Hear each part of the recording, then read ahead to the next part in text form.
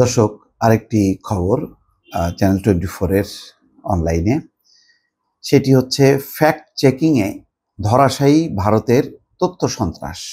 এখানে বলা হচ্ছে শুধু মিথ্যা প্রচারণা নয়, বাংলাদেশের বিরুদ্ধে বয়ান প্রতিষ্ঠা করতে নতুন নতুন কৌশলের আশ্রয় নিচ্ছে ভারত, যেখানে দেশটির স্থানীয় গণমাধ্যমের সর্বৈব মিথ্যা খবরের প্রভাব পড়েছে ভারতের মূলধারার গণমাধ্যমে।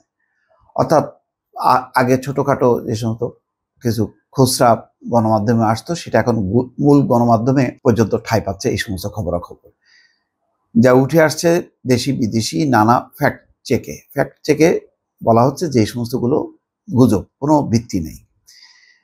বিশ্লেষকরা বলছেন সংকট নিরসনের স্বার্থেই দুই দেশের আলোচনায় বসা উচিত।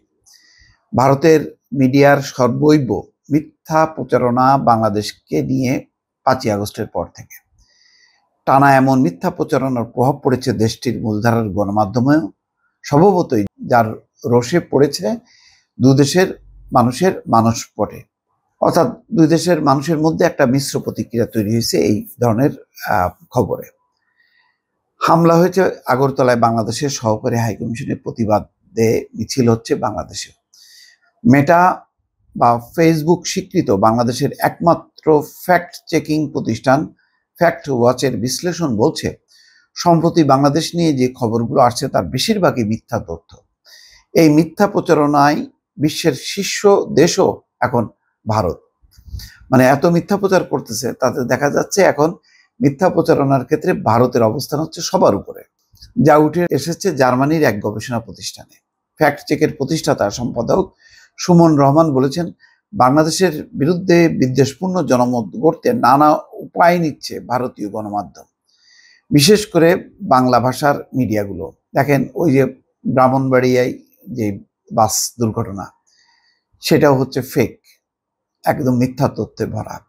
পতাকা মারানো, যে এক পাঞ্জাবি পরা এবং টুপি পরা লোককে দেখানো হচ্ছে, এটা হচ্ছে কম্পিউটারে বানানো। আরো অনেকগুলো ঘটনা, মন্দিরে হামলার ভাঙচুরের ঘটনা দেখা যাচ্ছে, এটা বর্ধমানের মন্দিরের চিত্র।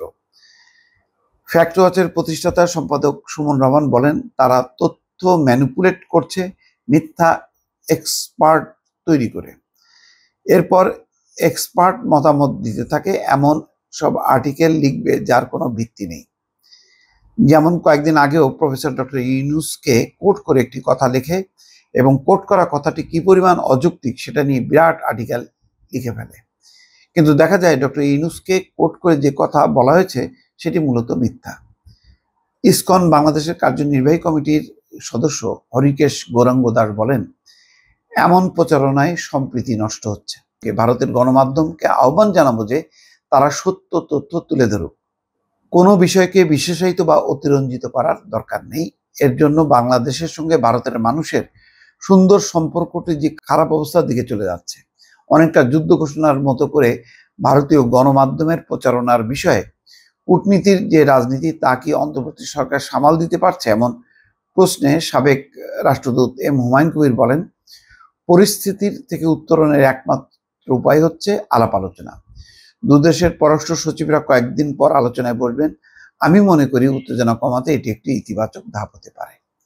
দেখা যাক, এখন সবাই তো বলছেন যে ইতিবাচক হবে। এখন ভারত আদৌ এটা চায় কিনা, নাকি এটা উস্কাতে চায়, তাদের কোনো নির্দিষ্ট লক্ষ্য পূরণ করতে চায়, সেটি এখন দেখার বিষয়। দর্শক, ভালো থাকবেন। আল্লাহ হাফেজ।